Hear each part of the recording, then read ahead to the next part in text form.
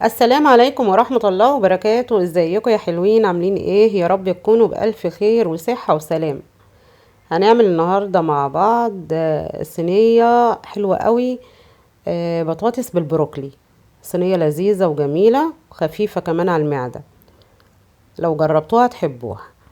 معايا كده واحدة من البروكلي، قطعتها بالشكل ده. طبعا بعد ما غسلتها كويس قوي، لازم نغسل الحاجة ونغسل الخضار بتاعنا كويس قوي يا جماعة.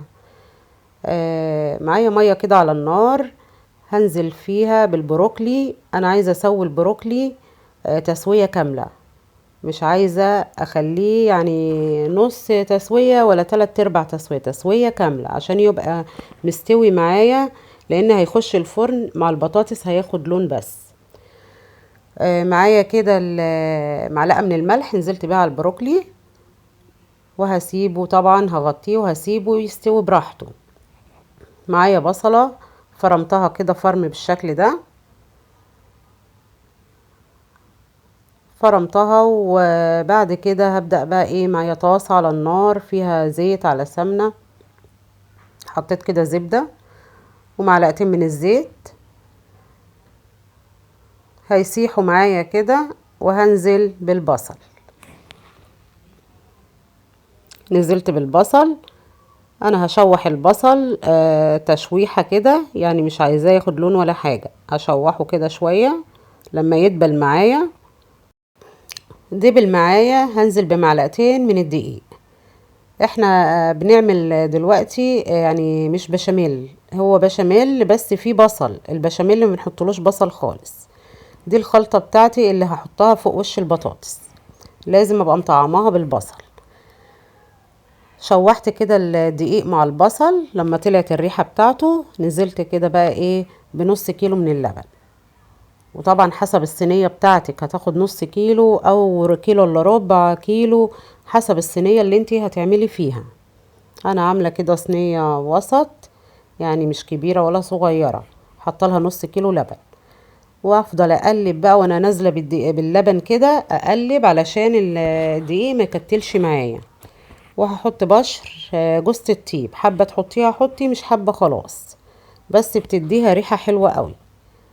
وافضل اقلب كده فيها، وطبعا احط الملح والفلفل والحاجات اللي هي بتتحط على البشاميل.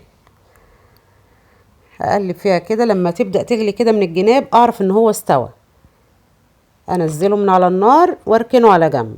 معايا كده كيلو من البطاطس، انا سلقاها كده سليمة، غسلاها حلوة قوي وسلقاها سلق جامد عشان تتفرم معايا وتبقى حلوة.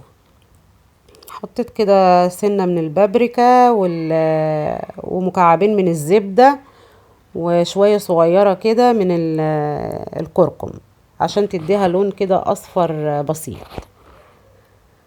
وافضل اهرس فيها بقى كده ولحد ما تتهرس معايا.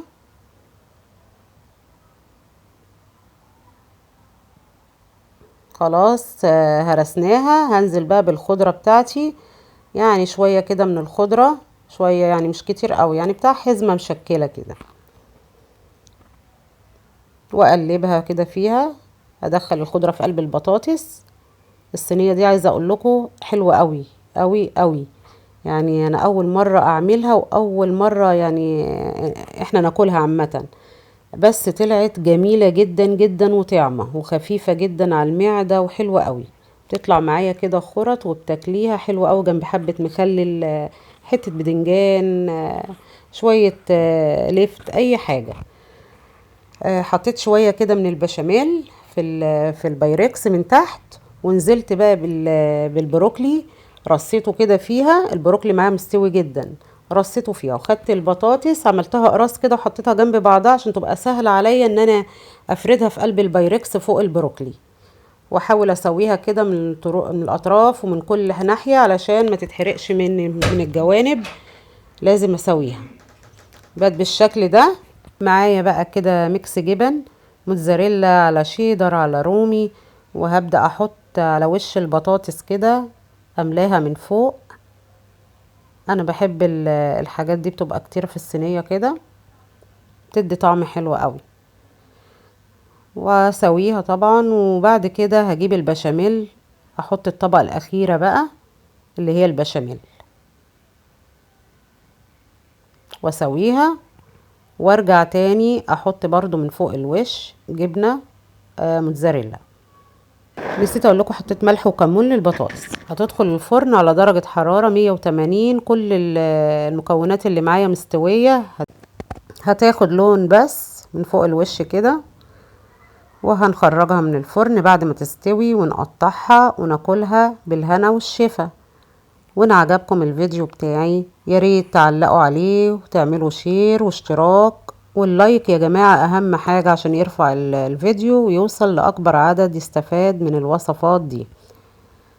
يا رب يعجبكم الاكلة بتاعتي دي، وتقولوا لي رأيكم في التعليقات، وبالهنا والشفا لكل اللي هيعملها.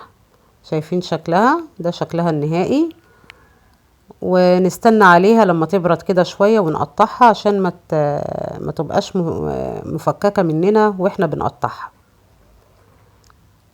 كل المكونات مستوية، كان طعمها لذيذ وجميل وحاجة جديدة برضو. اعملوها وقولوا لي رأيكم في التعليقات. والسلام عليكم ورحمة الله وبركاته.